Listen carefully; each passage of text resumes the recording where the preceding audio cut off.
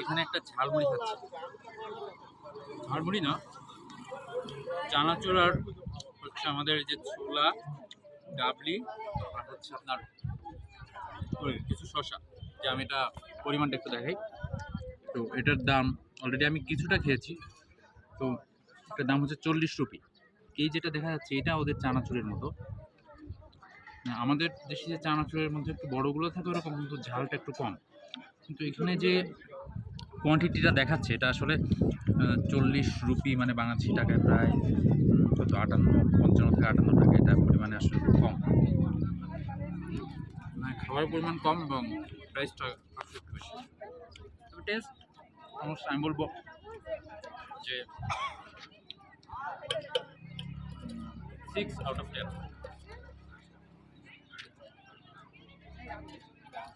আমরা এখন মিরিকে আছি, এটা হচ্ছে মিরিক লেক। এই সাইডটা অনেক সুন্দর।